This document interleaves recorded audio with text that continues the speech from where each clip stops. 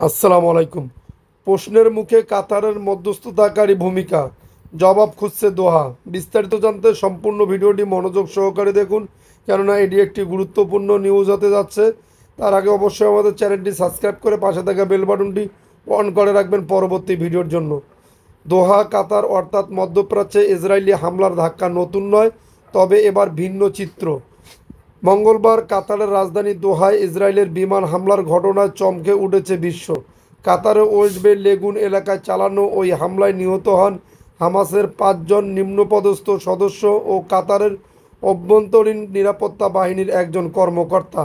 এটি চলতি বছরে ইসরায়েলের ষষ্ঠ বিদেশি হামলা। বিশ্লেষকদের মতে ঘটনাটি শুধু কাতারের জন্য নয়, পুরো গালফ নিরাপত্তা জোটের জন্যই বড় ধাক্কা।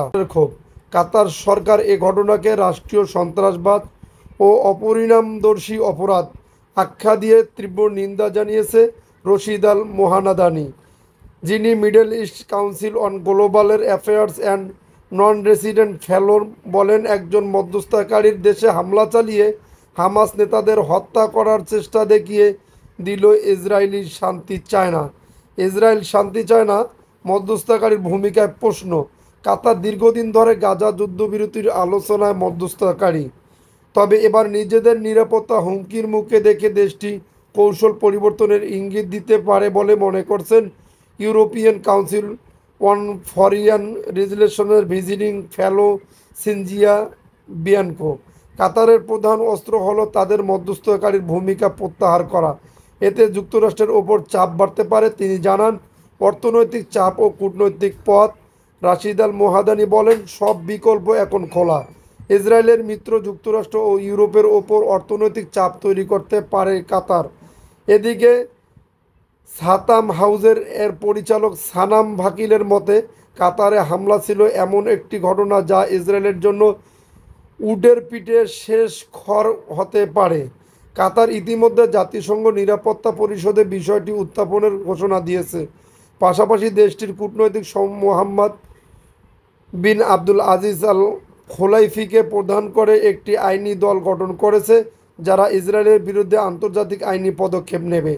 মধ্যস্থতাকারীর ভূমিকায় কাতারের ভবিষ্যৎ, তবে বিশ্লেষকদের মতে কাতার সহজে তার মধ্যস্থতাকারীর ভূমিকা ছাড়বে না। রশিদ আল মোহাদানি বলেন, মধ্যস্থতা কাতারের সংবিধানেই লিপিবদ্ধ। এই হামলা কেবল এক ধরনের ড্যান্ট, তবে মধ্যস্থতাকারী ভূমিকায় তারা অটল থাকবে। হামাসকে আশ্রয় দেওয়া নিয়ে প্রশ্ন। 2003 সালে যুক্তরাষ্ট্রের অনুরোধে দোহায় হামাস নেতৃত্বকে আশ্রয় দেয় Qatar. Italian Institute for International Political Studies এর সিনিয়র গবেষক এলেওনেরো আর্দেগা মাগমিনি মনে করেন, হামাসকে উচ্ছেদ এখনই হবে না, তবে ঝুঁকি বিবেচনায় কাতার ভবিষ্যতে এই সিদ্ধান্ত পুনর্বিবেচনা করতে পারে। নিরাপত্তা বৈশিষ্ট্য ও গালফ ঐক্য, ইরানের হামলা ও এবার ইসরায়েলের আঘাত গালফ রাষ্ট্রগুলোকে নতুনভাবে ভাবতে বাধ্য করছে। বিশ্লেষকরা বলছেন, যুক্তরাষ্ট্রের ওপর পুরোপুরি নির্ভর না করে নিজেদের প্রতিরক্ষা শক্তি বাড়ানো এবং নতুন নিরাপত্তা অংশীদার খুঁজবে তারা। আল মোহাদানি বলেন, এই হামলা শুধু কাতারের ওপর নয়, গোটা গালফের ওপর আঘাত। এর পরিণতিতে গালফ দেশগুলোর মধ্যে ঐক্যবদ্ধ আরও জোরদার হবে। যদি আপনাদের নিউজটি ভালো লেগে থাকে তাহলে অবশ্যই আমাদের চ্যানেলটি সাবস্ক্রাইব করে পাশে থাকা বেল বাটনটি অন করে রাখবেন পরবর্তী ভিডিওর জন্য।